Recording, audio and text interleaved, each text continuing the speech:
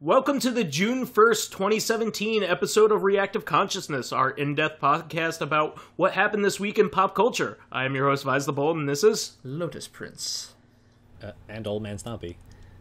Yay.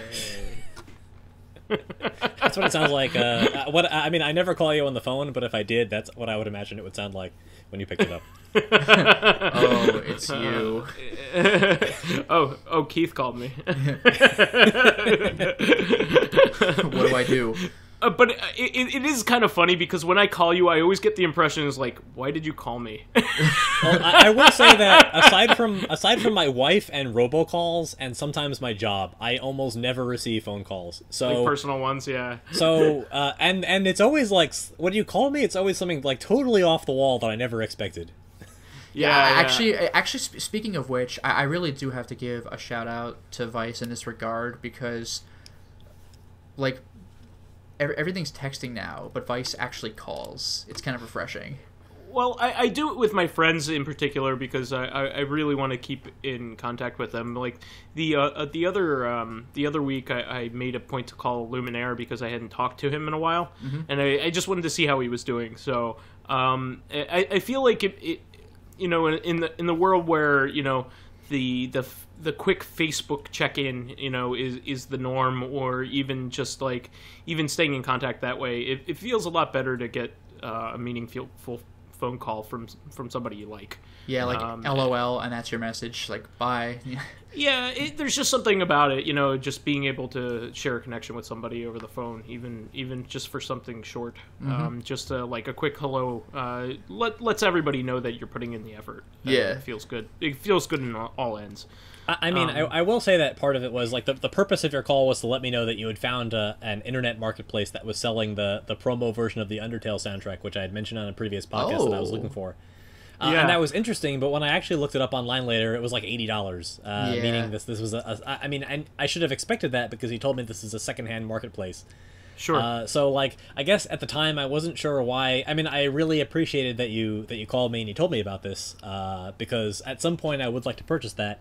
But, like, I also, you know, I would imagine I should be able to find this thing secondhand on the internet, sort of generically. Yeah. Oh, and it's kind of funny you mentioned that because the last time Vice called me, other than today about timing for the podcast, it was about the release of the Snatcher vinyl. Yeah, Yes. yeah. Well, so my point on that was that up until that point, I hadn't seen that particular version of the Undertale soundtrack sold anywhere at any price. So I figured it was at least worth mentioning because, you know, I couldn't even find it, and this happens to be the special special edition pre-order version of this particular soundtrack, which has an extra LP, an extra 45 RPM record with it. So I figured that if you wanted it badly enough, you at least might appreciate the option to purchase it. The other thing, of course, was that I was at round 1 at the time, which Vice had no way of knowing, and I was just like, great, now I have to deal with a phone call, like in the middle of a loud and crowded arcade, which is totally not your fault. It was kind of funny too, because when I called, I was like, I think I know where you are. Yeah. Which is so and like if you had been free, you could have come, right? Because we made as loyal listeners of Corrective Consciousness know, we were all at a wedding for one of our close friends last weekend, and that was when we arranged to go on Monday in the first place. Yeah, I would have gone if I was able. Right. But having said that, I do want to move on to our first segment, which is all OldManStompy here. You know, this is one of the reasons why you weren't on last week, and I'm sure you wanted to talk in length about the events of what happened.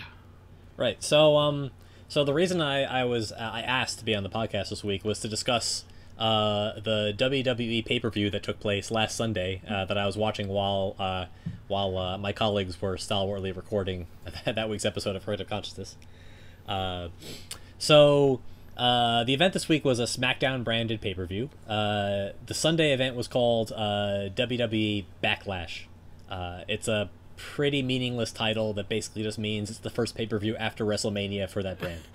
When you had just as a quick aside, I was wondering whether in the notes whether that meant that that was the name of the pay-per-view, or that it was fans lashing back at whatever happened during it. All of these things might be accurate.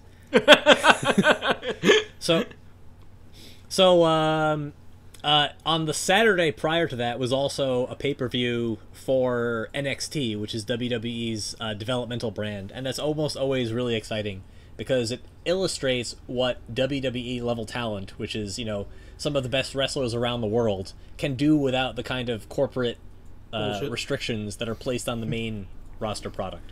So those events are always really exciting. But the main point of Backlash, and what I really want to talk about, the story I want to tell Vice and Lotus, and that I hope our listeners will also find interesting, is about a wrestler by the name of Jinder Mahal.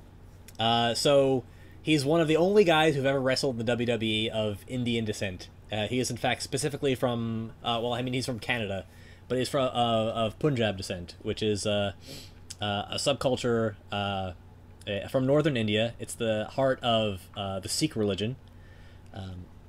During his time in WWF, usually you'd think that if you have a guy, WWF plays with very broad character stereotypes. So you'd expect someone who came in, being one of the only guys who represents India, who represents the Sikhs in WWE, you'd expect him to play a broad stereotype. And so this guy, he's been in the WWF basically since about 2012, and he spent a lot of that time fighting that stereotype.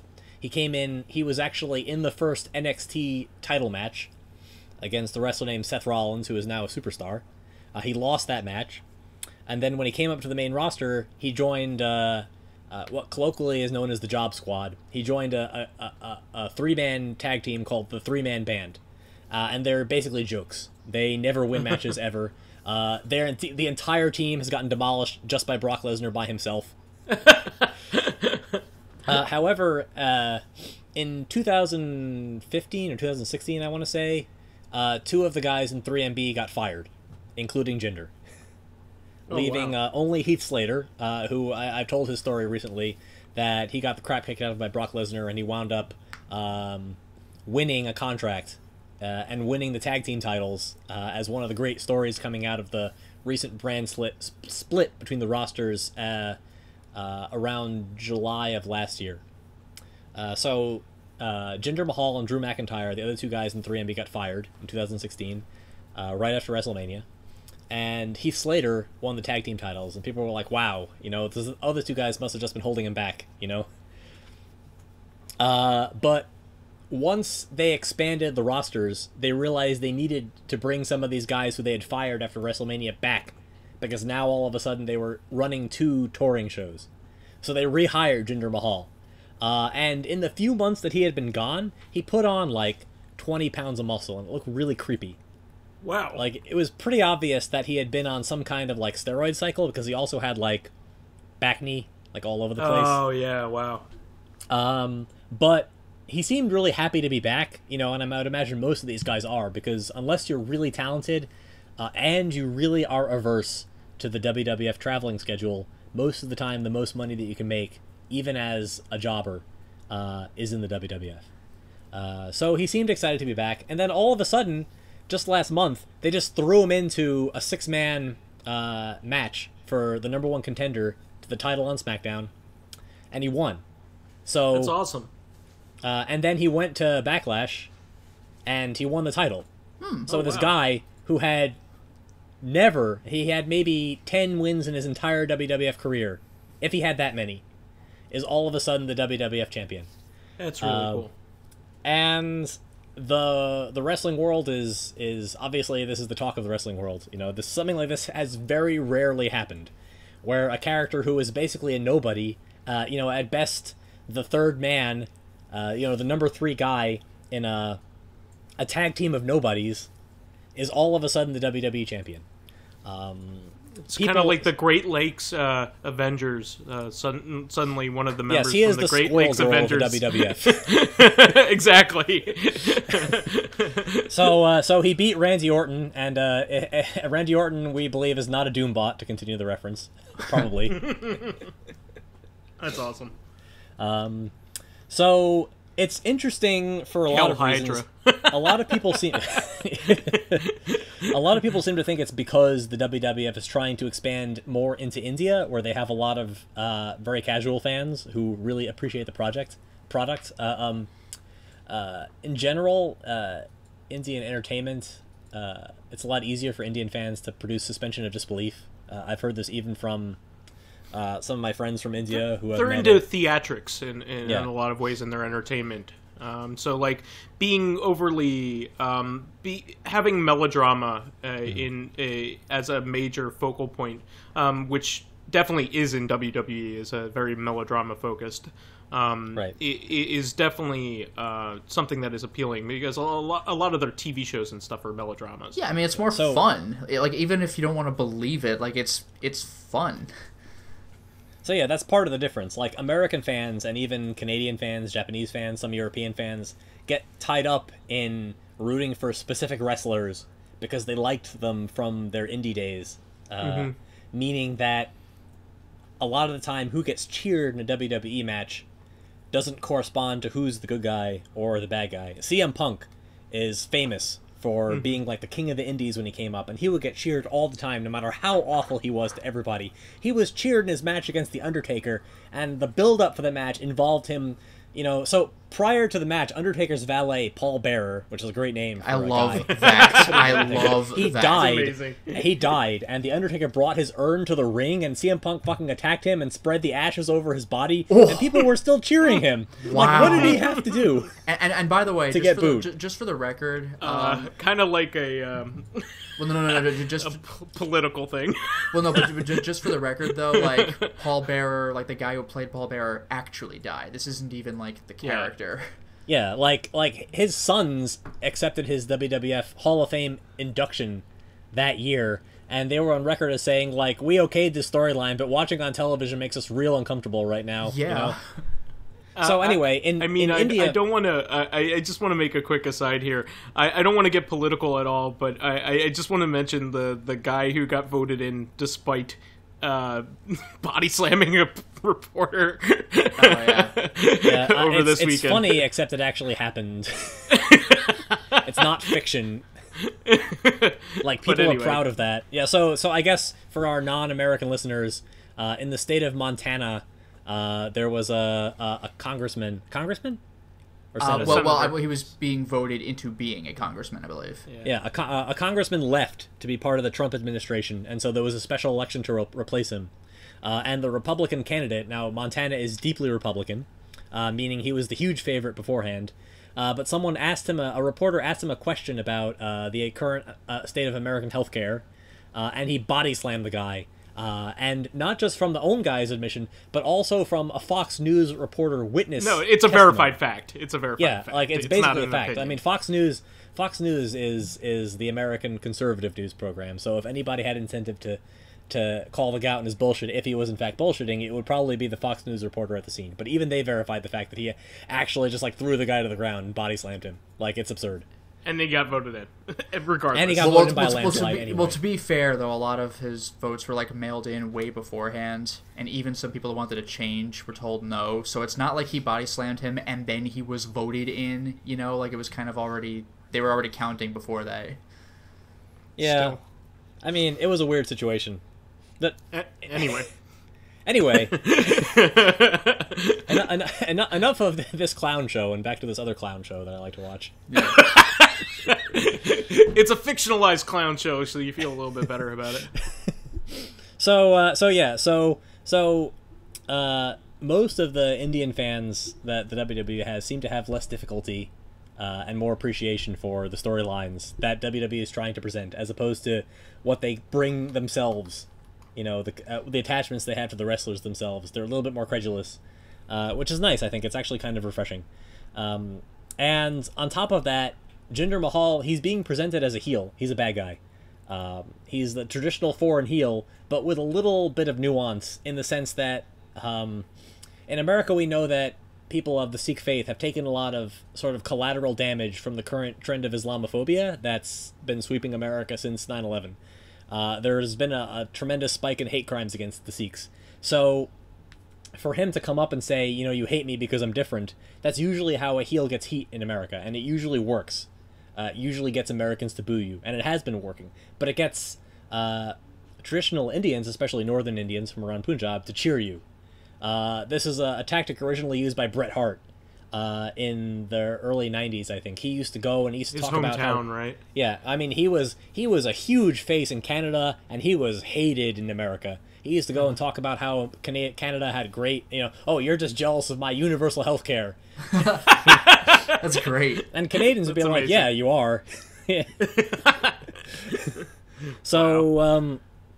So it's nice to have a character like that back in the WWF. It's nice to have someone off of Raw. Raw is where Roman Reigns is. Raw is where John Cena is.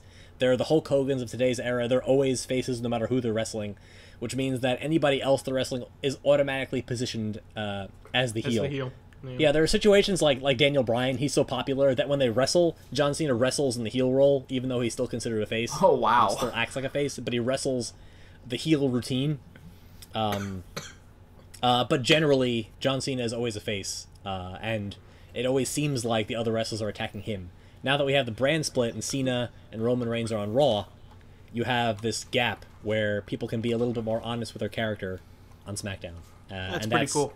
Been a lot of fun to watch. So Jinder Mahal, he's not like great in the ring. He's not well, but he's never really had a chance to show what he can do in a 20-minute match. So on Tuesday's episode of SmackDown, he had his his Punjabi celebration. He came out with a full entourage with the drums, and he didn't come out in an elephant. That would have been pretty cool, but he came out with a full police escort and a limousine, and he had awesome. two cruiserweight Indian guys come out and drop a rug in front of the limousine for him to walk out on, so his feet didn't have to touch the dirty floor. And then he came out and he gave his promo about how, you hate me because I'm wealthy, you hate me because I speak 2 languages and you only speak 1, and he got booed. So, I'm hoping that someone comes back and there's a big payoff. The last guy I can think of who made this kind of transition from being a nobody to being a really hated heel was JBL, who we've talked about before. And part of that was because it turned out he was just as much of an asshole in real life as he was when he played a heel in wrestling. So it was pretty believable for him to play a heel. He was a minion of the Undertaker for a long time, and then it turned out he was a popular conservative commentator. He even showed up on Fox News a few times. So he became like a Texas redneck character, like a Texas aristocrat, basically a Donald Trump type, a J.R. Ewing type actually from Dallas. And I haven't shown you this yet, but he has. When he introduced himself as his new character, he came out to fireworks that lasted for about 5 minutes. Jesus. And every time he picked up the microphone and looked like he was going to talk and actually cut a promo, he would put it back down again, and more delicious. Fireworks would go off somewhere else in the arena. That's amazing. And then a giant wall scroll of his face came down behind him, and then more fireworks, and then more just fireworks. like a Citizen Kane kind of thing. Yeah, basically. And he never actually spoke. He just kept standing there while celebrating himself. That's hilarious. That's really great. That makes me think of, I mentioned it before, now that I'm so well versed in wrestling, but that just makes me think of just the $1 Million Man, where he's got this giant picture of himself on some form of dollar bill, with this big hey kind of grin on his face and everything. It's just right. The guy is just so self-indulgent. It's hilarious. Yeah, I mean that used to be how you would get part of the way to get heel heat. People don't really understand when they watch wrestling. They want to see something, so denying them that thing is a great way to get them to boo you. Yeah, it's pretty good. I showed you the I showed you the video already where Chris Jericho returned, and when a major star returns, they're always a face because the crowd is always so happy to see them. Yeah. Yeah. So he returned in a tag team with CM Punk and Daniel Bryan, who, as we've talked about before, are like two of the biggest stars, like two of the biggest like underdog darlings, fan favorites. Yeah, fan favorites in all of wrestling. And so CM Punk was just getting the shit kicked out of him through the whole match, and then he goes up to give the hot tag to Jericho. Jericho takes the tag, jumps into the ring, runs to one side of the ring, gets the fans all like riled up, then runs to the other side of the ring, gets the fans all riled up. This is a Hulk Hogan thing. He would go to each of the 4 ropes, and he would like hold his ear out for the fans to cheer him. Nice. And they try to get everybody hyped up. So Jericho kept doing this like back and forth until he was like literally spinning in the middle of the ring, and then he was like slamming the referee like, "Come on, cheer me!" That's amazing. And then when the crowd was like absolutely on its feet, he tags in Daniel Bryan, and then he walks out of the arena. That's so good. And like as he's walking up the ramp, he's still like yelling like, "Yeah, yeah, baby, yeah, I'm the best." It must have been so funny in the back room when they like conceived of this idea. Like I would be overjoyed to like finally like now it's my time to do this act. Like that just sounds hysterical. Jericho is great. Chris Jericho's like a really big fan favorite as well. Yes, I mean he is a big fan favorite, but he's also good at knowing what gets people to boo you. Oh, yeah, actually, he's a rowdy Roddy Piper kind of type in that way. Right. He was like a fantastic expert heel in that he knew what to say to piss people off, but like was genuinely a really great guy in real life. Now, actually, speaking of which, I mean, I don't know if this would get people to boo or to laugh, because on one hand it's so low, but on the other hand it's hysterical. Are you familiar? I think this is more of like I think it might be more like the Mexican circuits, but are you familiar with Johnny Mundo?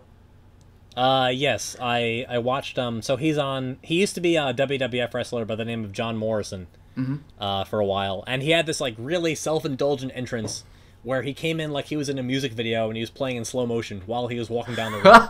And he would have like a bubble machine like blowing his coat back because he had great abs, so he wanted to show off his body. Well, no, the reason I bring him up is I saw an animated GIF that was like hysterical because it's just like, what an asshole, but it's so funny.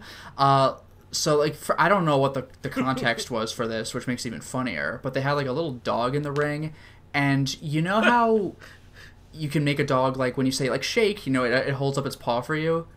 Like, so he did that. So, like, the GIF just starts with the dog holding up its paw, and he goes to shake it, but then he does that, like, nope, and, like, pulls his hair back, like, he just, like, blows off a dog's, like, handshake. It's like, what an asshole! It's, like, the funniest thing. I've told you about, and, like, the dog doesn't even know what's happening. About Kenny Omega in the past, right? Yeah. Sure. So, Kenny Omega notoriously had wrestled a 9-year-old girl. In a wrestling match. This is kind of like Andy Kaufman, like wrestling girls because he knew he could beat them. Like, well, I mean, Andy Kaufman was like particularly subtle because like he picked a woman who was like the same weight as Jerry Lawler, who was the guy he was supposed to be feuding with. Yeah, so he's like, if I can body slam this 200-pound woman, then I can body slam Jerry the King Lawler. But he would still refuse to fight Jerry the King Lawler because he was afraid of him in the story. That's so good. Well, I mean, you can never really tell what Andy Kaufman was thinking, but like... But that was it. That was the point. Like like part of being a heel is being a coward and like escaping fights and not like confronting the guy head on. So like Jinder Mahal in this case is a heel partially because he has his 2 goons, these 2 cruiserweight guys, the Singh brothers, who do a lot of his dirty work for him and interfere in matches on his behalf. Right? So he avoids fighting directly. Jericho did that. He refused to get in the ring. Triple H was notorious for doing this when he was part of D-Generation X. They always had goons come out and attack on his behalf. Like that's... people watch wrestling expecting the dramatic payoff, like in a Kamen Rider episode. When they transform and do the Rider Kick. They expect the hero to hit the finisher. They want that catharsis. And the heel's job is to deny you that. At all costs. That includes just plain old not getting into the ring. Because it ups the frustration, like... You want to see it more and more than after that. So JBL, since I brought him up earlier, he had been harassing the Big Show for a really long time. He had been doing some fantastic heel work, and one of the traditional ways that when a heel is dodging the face to get them to force each other to fight is to put them in a steel cage. Steel cage is one of the oldest traditions in wrestling that's still used today. So the steel cage matches end normally by pinfall or submission, but also when somebody escapes the cage. And they can go through the door, or they can climb over it, they can get out however they need to. You know, whatever is useful for the dramatic tension of the match. So the Big Show, like, he finally slams JBL down so hard, he uses the choke slam like The Undertaker does, sometimes. But he slammed him so hard, he slammed him through the ring. Jesus, like, there's no way he was getting up from that. And he escapes the cage, but then the referee tells him that he lost, because JBL crawled out from under the ring, like, battered and bloody after he got slammed through it. And so, like, you think the Big Show won and he finally got his comeuppance, but you see, like, JBL, like, stretching his arm out under the boundary of the cage, like, bloody all over his face. It's like, how could that happen? That's not fair. That's amazing. That's really good.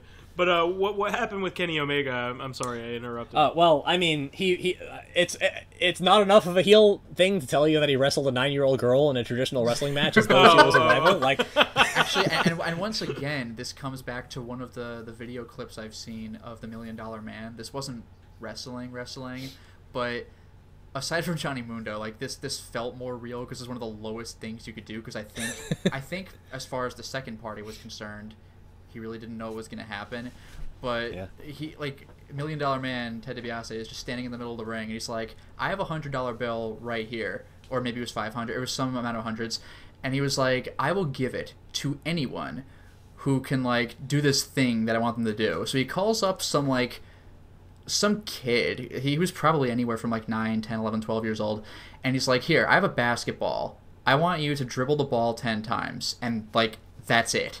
So, like, go ahead and do it, and I'll give you this amount of money. And the kid starts dribbling, and at, like, 8 bounces, he just lightly kicks the ball away and just, like, embarrasses this little kid in front of everybody. And he's like, oh, sorry, I guess you could. Like apparently he's a really cool guy, and, like, after the event, like, he took the kid back and, like, gave him the money and everything. But, like, that's, like, man, what an asshole. Because remember, like, the $1 Million Man's whole gimmick is he basically has infinite money, and he still just trolls a little kid out of, for what would be a small amount to himself. It's like, jeez. So, I've told you, so CM Punk, he has a lot of trouble getting heel heat. He was in a feud with Rey Mysterio, who is a beloved luchador, and has been for like 20 years. I'm sorry. It might have been Eddie Guerrero. Anyway, one of the two, like, most beloved Latino stars who have ever performed in WWF. And he had this, like, storyline where he, like, abducted their cousin or something, or their nephew, and it was really fucking creepy. And maybe a year later, like, they were tag teaming again, because that happens. Like, when guys are faces, they just randomly get thrown together in WWF television, and every time you watch it, you're like, these guys seem like they're wrestling really well together. Didn't one of them kidnap the other's, like, son at some point? Like, am I supposed to be happy about this? They all of a sudden made up? Like, shouldn't one of them be in jail? You gotta work with your coworkers no matter what, you know? Well, I mean, that's anyway. Like when Goku, like, you know, Goku and Vegeta are, like, best friends, like, halfway into the series, and it's like, remember, Vegeta's subordinate killed literally all of your friends. And Vegeta tried to blow up the planet Earth and kill everybody. Yes. Like, he also, like, ate an entire race of bug people. Gohan as a child in the stomach enough to, like, render him, like, incapacitated for, like, several minutes at a time.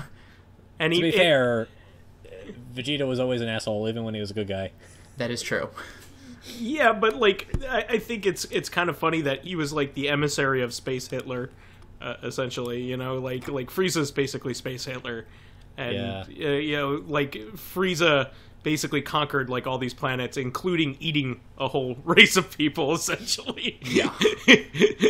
Like, out of spite, not because he was hungry. The bug people. I mean, that was filler, but it definitely changes the tone of the series. Yeah. And then the bug planet. Didn't Vegeta blow that up with, like, 2 fingers? Like, he's like a beam out of his fingers, like, from his ship. Yeah, for some reason, planets are easier to kill than people in Dragon Ball Z. Yeah. Like individuals. Yeah, because you have to aim, like, finer aiming that. So needs to you could happen. say that Vegeta was like the CM Punk of Dragon Ball, because people seem to like him anyway, even though he never really did anything likable the entire.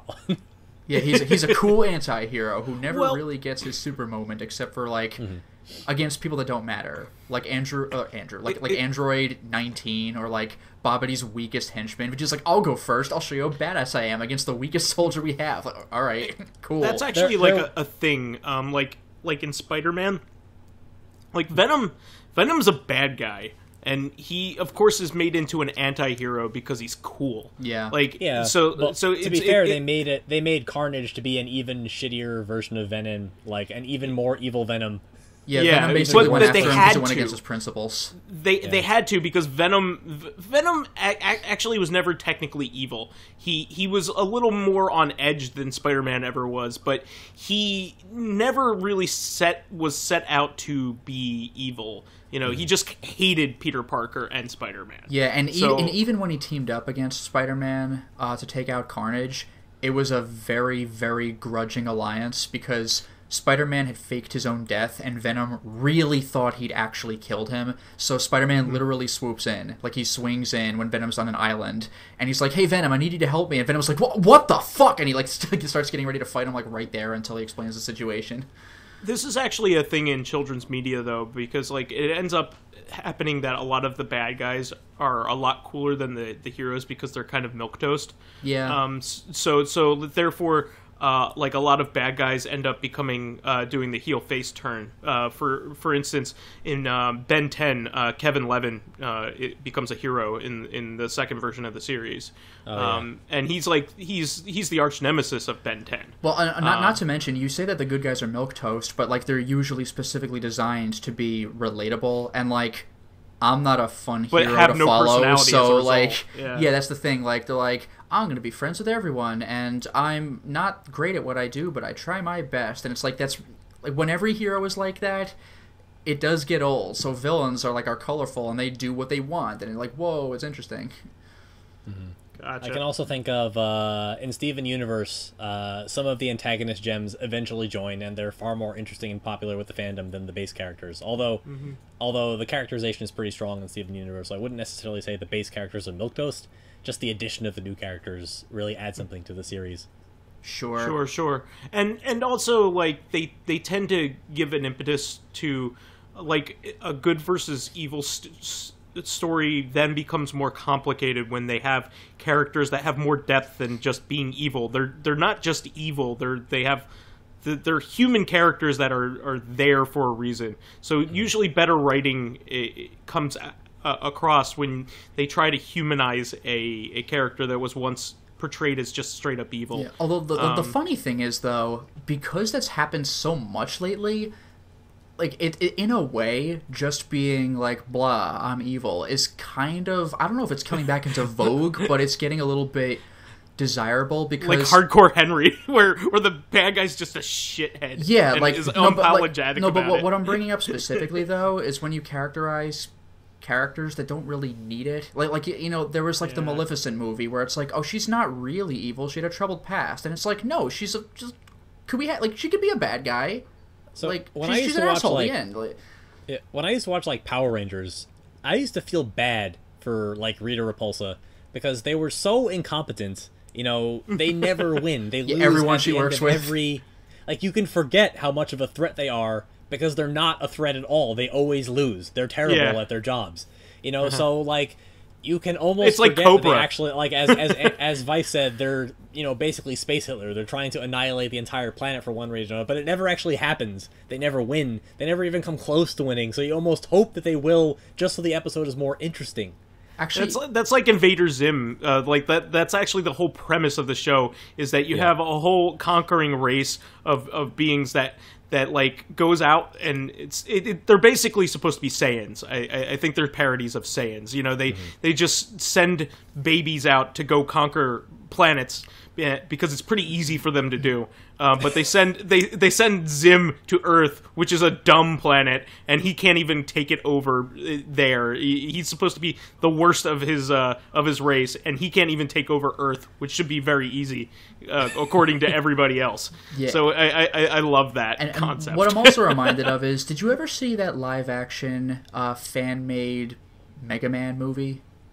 No, I heard it was good though. It was pretty good. Dr. Light's acting was pretty wooden, and the CG was Mega Man. Yeah, maybe not that wooden. And the CG was okay, but it was a fun movie. But the reason I bring up that movie in particular is that Dr. Wily always loses, but at least I don't feel bad for him because whenever he grovels, it looks like he's trying to weasel out of you making it through the entire game, and it's just like, no, fuck you, you're not going to get away with this time. But they gave him more characterization. I know this directly contradicts what I just said, but they gave him a little more characterization in the movie, and he was always bitter that Dr. Light was possibly better, but at the very least always had the spotlight, because they were both geniuses, but Dr. Light was the one who just got all the good publicity, and Dr. Wily was bitter, which is why he turned the Robot Masters evil, and he's like, well, I want to do something that'll get me recognized, and then, but nobody likes him, even though what he did was a work of genius, it was just evil, and then Mega Man finally beats him, and he's just so frustrated that, now everyone's really happy that Mega Man won and Wily lost, and he's just you really do actually kind of feel bad for him. Not in the games, but the movie gave him a little more depth, because all he wants to do is be recognized for fucking once in a positive way, and it's just not happening. Well, having said that, I know we've gone wildly off topic, but OldManStompy, did you want to add anything else to your segment here? I would like to add one short note, and that's... Sure. So, I mentioned that there was the NXT pay-per-view the day before Backlash. And during that pay-per-view, the NXT Women's Champion, a Japanese wrestler by the name of Asuka, she defended her title. She's held it for over a year.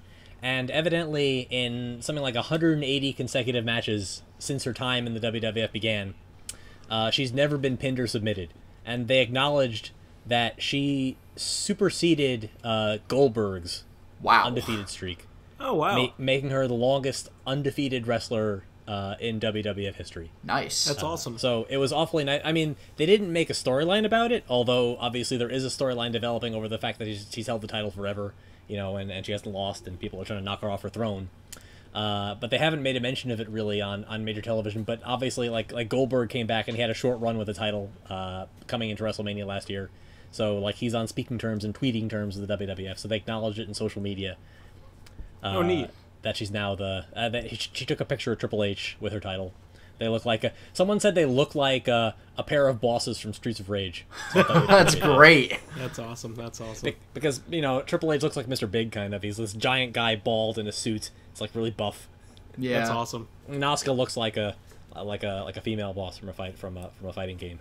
So makes sense. Yeah. So that's I guess the only other footnote I'd have is that Backlash was the debut match for Shinsuke Nakamura on the main roster. Oh, neat. So people were looking forward to that. I mean, the best thing about Nakamura right now is his entrance. Not to say that he's a bad wrestler, but he has the best entrance in WWF. He has the best theme music. It's got the most views in their YouTube channel. It's just unbelievable to watch him come in. You gets he's so hyped for all of his matches. Unfortunately, he's getting on in years, and he's been really hurt from all the the mileage he put in his body. So he doesn't wrestle anything like how he wrestled in Japan. I talked a little bit about strong style, which is the Japanese style, which is tries to book itself more like a fight, where the guys are trying to power through, where you're trying to work a body part, but the other guy's trying to power through that injury to get to their finisher. And there's not really a lot of downtime. You're always if there's downtime, it's really dramatic because it'll happen like in the Omega Okada match from Wrestle Kingdom. There was a lot of dramatic tension where Okada was taking all this damage. Then he finally hits Omega with his finishing move. They're both on the ground for 10 seconds. And that extra 10 seconds adds the dramatic impetus to tell you, oh, Omega's actually going to kick out of the pin when Okada finally makes it, because Omega managed to do enough damage to him that he couldn't immediately pin him. But there's not a lot of downtime other than those, truly dramatic moments building up to the climax. In WWF, there's downtime all the time. There are all these... The story is told in beats. to make a reference to something that Lotus said back during our CoreCon podcast, that each beat is a series of moves culminating in like a big move, a signature or a finisher. And then there's a lot of like selling, a lot of lying on the ground, and it means that Nakamura, who's supposed to be booked as the king of strong style, spends a lot of time on the ground holding his leg and crying basically, and it just doesn't. It's like soccer. That's what I was thinking. It's there's no crying in soccer. There's a lot of crying in soccer. I don't know if you watched it recently. Anyway, so they call him the king of strong style, but nothing about the way he wrestles indicates that he's different from anybody else who wrestles in the WWF, and it's kind of frustrating. It kind of makes you feel like you were sold this guy, and they waited like a month after his debut on television before he finally wrestled, and they built up to this, and then he was just like everybody else. It's like a boxer who hugs a lot, or clenches a lot, I should say. You mean like Mayweather? Like that's exactly what I'm actually referencing Pacquiao during the Mayweather fight. Okay, well, Mayweather's sort of notorious for it too, and we'll see how it works, because he's apparently fighting Conor McGregor, and I don't think McGregor's going to put up with that shit, so... No, but he can't kick him, so that's a thing. Yeah. So, I'll tell this story later, but there's a really, really famous MMA match between Antonio Inoki, who is like one of the most famous Japanese wrestlers of all time, and Muhammad Ali. Back in 1972. I think at the time it was expected to be one of the most watched pay-per-view television events in history. And the story behind it wasn't a that pay-per-view with Muhammad Ali. Wouldn't have been pay-per-view. Yeah. What? It wouldn't have been pay-per-view back then. Well, boxing events are pay-per-view too. Yeah, but not with Muhammad Ali back when he was boxing. It might have wouldn't have been cable. It might have been closed circuit then. Okay. Well, anyway, go ahead. Anyway, so that's an interesting story unto itself, and I'll save it for a later time, because it actually ties back into Shinsuke Nakamura. His finishing move is named after an important moment in Muhammad Ali's career, and that intersection came when he fought Antonio Inoki in a MMA match in the 70s. Oh, wow. So we'll hold off on that, and that will be my segue. That'll be my until next time, folks. Now the rest of you guys can talk. So I wanted to take this opportunity to talk about what I've been working towards in my living situation. So I wanted to... I've been recently doing well at work and getting some nice commission checks. So I kind of wanted to treat myself a little bit, because now that I'm in my apartment, I have my own space to do this kind of stuff, and I wasn't able to do it before. But the first thing I did was as I mentioned at the beginning of, or at the very end of my segment in CoreCon, I bought a new graphics card, and it's a top-of-line graphics card. Other than the Titan, there's really nothing better. And the Titan is like twice as expensive, and it's not all that much better. It's something like, it's a top-of-the-line graphics card. It will remain good for a very long time. Let's just put it that way. It has 8 gigs of dedicated RAM. It's a EVGA NVIDIA 1080 Ti. This thing is really awesome. It's VR ready. It can run everything very easily. Anything you could ever want to play on ultra settings.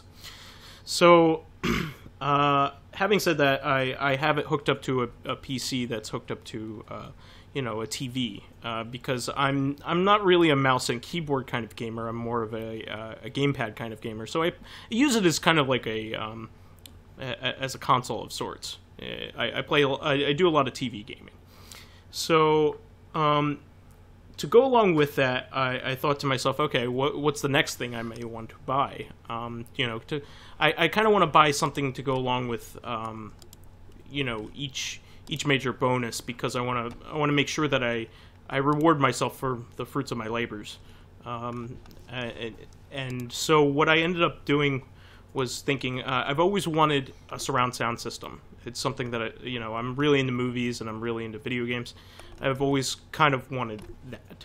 So in conjunction with that, I found that audio equipment can go as expensive as you want it to. In that there is, so you need to start with a receiver. A receiver is like the focal point of any audio system. So you need to start there. There are ones that go to $3,000, and they have like all the most recent features and things like that. So they're in coming with that, like I don't like, where do you start? Like there's just like so many variations and so many different ones out there. There are ones that are like $100, and then there are ones that are 3,000. Where do I even start? Like, and like I like good quality stuff. Like I always try to buy something that is good quality and will fit my needs, and I won't need to buy it many other times. Like I don't want to have to buy it, another one like 2 years down the line because it's been outdated. So I wanted to look into it and see why the $3,000 ones were $3,000, and they have like a lot of features like multi-room use and stuff like that. And I just am not going to ever use that. Having different, this kind of like hub that would control all the sound in my entire house is not something that really even appeals to me. I would just rather get a bunch of small systems that were much cheaper than a $3,000 receiver. I don't even see the value in it. And they also like, They have all these channels. They have up to like 12 channels, meaning like 12 speakers that can hook up to it for individual sounds. And there's very little that's mastered to use that. I was doing a lot of research into this, and it's just like, just how many songs or movies or anything use this. Something like 60 songs are mastered to take advantage of this. Like, why does anybody need this for 60 songs? That songs of which I may not even like, because I didn't even look into their genres. Like they could just be Fleetwood Mac songs. Not that Fleetwood Mac is bad. I like Fleetwood Mac, but I'm mostly an electronic music person. So like if I'm going to sit down and listen to a lot of music, it's not going to be some of the old standbys and stuff like that, that have been mastered specially for this kind of stuff. So, also, like, they use all these, gimmicky Dolby standards that I think won't even be around in 4 years. It's just kind of one of those things. So the number two, I looked up a bunch of best of lists and kind of aggregated them, because like I look to the experts when it comes to this stuff, because I don't naturally know a lot of things about this stuff.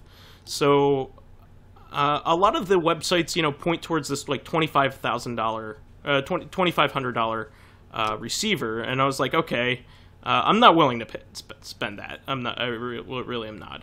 And then their second one is like $1,500, and I'm like, I'm still not willing to spend that.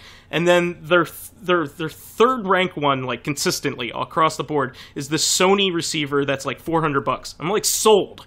Like are you trying to tell me that the ones that are like $3,000 are like worth that much more than the $400 one that's also ranked really high? Like it's not like a comparison that is apt. I mean, it can't do multi-room stuff, but I guess for the feature set that I want, it's perfect. I just really want to play video games and watch movies in 7.2, which is 7 speakers, a center channel, two towards the side in front of you, 2 towards your side, and 2 behind you, with 2 subwoofers, 1 in front and 1 in back. And that is like a complete surround sound system to me. And that's what the majority of movies are mastered in currently, if not 5.1. So, and video games are all that. So, I was excited to kind of go forward and kind of explore this. So I went to Best Buy and just was kind of looking around while I was buying my graphics card. And I found that the new version of the Sony one that I wanted had just come out. It's called like it's kind of funny. It's actually named very similarly. It's like a 1080 to the graphics card. It's like a Sony receiver 1080.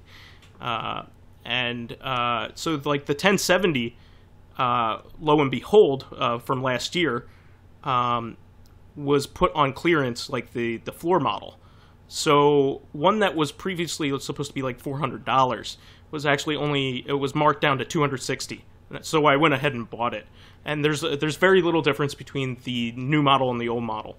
It's just a gimmicky Dolby format that almost nothing has or has been adopted. So I was really excited to pick up a receiver, and I've been doing research, and I also am looking forward to buying my first pair of speakers as well. So speakers, very similarly to receivers, have a whole range of purchase options that, like, I'm totally unequipped to make the judgment on. Like, I just don't have the ear for this stuff. And also, like, audiophiles tend to vary greatly in opinion on things because it's subjective. It's not like something is objectively better, like a graphics card where you can count frames and things like that. So I ended up doing research, and apparently there's a pair of speakers that you could buy made by a company called ELAC that have fantastic range for their price. It's kind of like how liquor is. Like, you should be buying the best thing for its value. If that makes sense. Does that make sense to you guys? Well, Lotus I know doesn't drink, so.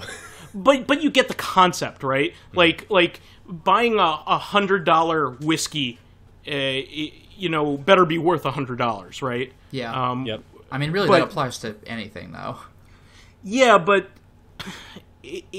in technology, it hardly ever is like that, because usually there aren't as many choices. Yeah. Going all the way up. So, like there's usually a stopping point, or there's the gaps are a lot smaller generally. Mm-hmm. But with this audio stuff, it tends to be ridiculous in all the directions. So like, in buying a good whiskey, a lot of times what you'll want to do is you'll want to buy something that is great, but also $40. Like, a bottle of it is $40 or $50, rather than you could buy a great bottle of whiskey for $100, but like that's a ton of money to spend on something that's like disposable, right? So you get a lot of use out of something that's $40 and almost as good, right?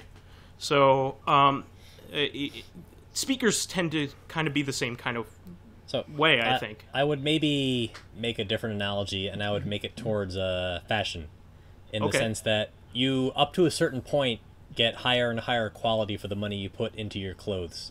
As you buy from better and better retailers, your clothes last longer, you have to replace them less frequently, you have to clean them less, they stand up better to wear, they protect you in a broader range of weather conditions or something like that. And then, a lot of the time, once you get to the very, very, very high end, when you're like a true fashionista, oftentimes you buy something to only wear it once for the impact. So when you talk about these high-end audio systems that have these obscure standards that are basically only supported, or, there are only movies or LPs that come out that are mastered in those particular channels for a very short period of time until they're replaced by a new high-end that has a different set of restrictions, you're basically buying this only to use it for a little bit of time until you replace it with the new top-of-the-line thing. Exactly. And to me, like, that, it's just not worth it. I'm not that market. For other people, they may enjoy that and enjoy having people over to experience that kind of thing, but I'm just not that. I don't have that kind of disposable income in order to keep up with that either. Nor do I agree with that sort of mentality either. In general, like like stereo receivers last forever. Like the one that my parents bought 20 years ago is still very functional and does exactly. It does a lot of really great things. It may not be 5.1, but it still sounds great. You know what I mean? So these things generally last forever. They don't break, and they continue to do the things that you want them to do. And really, most music is mastered in stereo. So if you're listening to music, that's really all you need, is something that was made 20 years ago. You know, you might you know, find some mileage off of something that has like really high and low range, you know, like high pitches and low pitches. But generally speaking, like something from the 70s still sounds great. Mm-hmm. So, having said that, I just want something that will play movies and video games the best, and for a decent price. So I was able to find a pair of speakers that are $260 for a pair, which is basically unheard of for a good quality set of speakers. They pretty much just came out, and they're putting everything else to shame in its price bracket. So I was very happy to be able to find these, and I put them in order.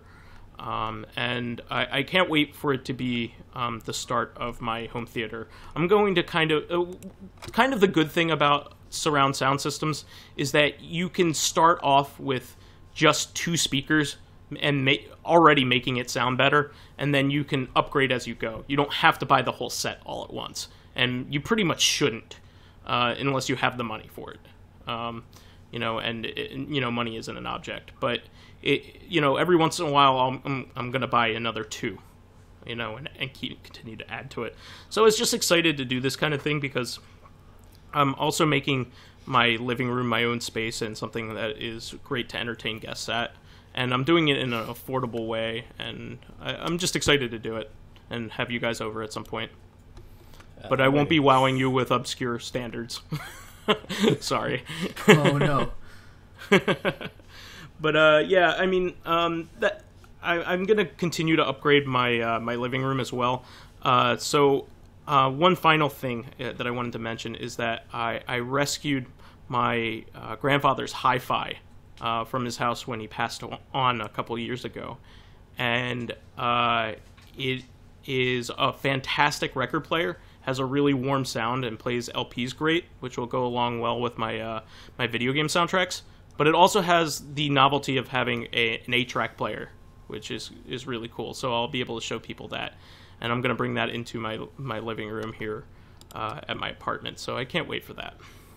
So that's the interpretation of LP that's neither Lotus Prince nor Let's Play. Yeah. Oh no! You mean there's a third? Limited play, actually.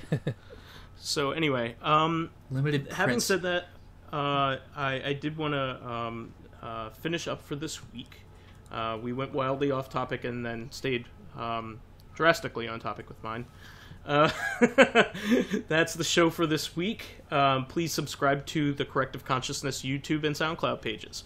While there, please give us thumbs up, likes, 5-star ratings on iTunes. It helps us promote and spread awareness of the show, and any bit of encouragement helps keep the show going. You can also catch us on Tuesday on our sister podcast, Corrective Consciousness, the podcast about our lives in pop culture. Finally, you can friend me as VyseTheBold, VyseTheBold, on Steam, PSN, Xbox Live, and Twitter. And you could follow me on my YouTube channel, Lotus Prince. You can hit me up on Twitter at Lotus Prince, all one word.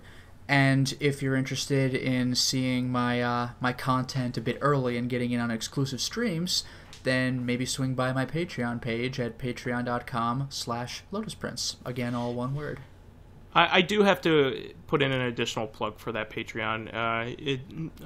Lotus puts in a ton of work into his channel and really does a great service for his fans. So please do support him by donating all that you can, even if it's just $1. Oh, thank you. I almost feel bad now talking about myself. So why don't you just not bother me on social media at all, because I don't really talk to people, and just go... I mean, if you want to get in touch with me, I'm OldManStompy basically everywhere, on PSN, on Twitter, and if you want to come hang out, we'll go watch Lotus Prince videos and make fun of him for a while, and we'll have a great time. Can confirm. Also, you now know that he very much appreciates phone calls on his cell phone, so his number is 856 555 OldManStompy at get the hell out of my face.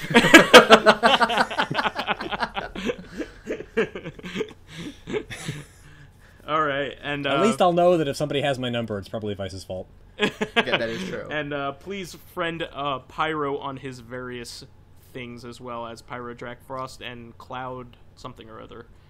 Yeah, I remember there was 0854. Hang on, I have it on. Yeah, I remember Steam. they had 08540 because that's where he used to live, the zip code. Oh, you're right. Okay, there you go. So Cloud 08540 on Steam. Yes, two halves make a whole. We got it.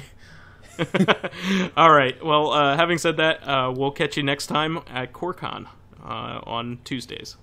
Until next time, everyone. Cheers.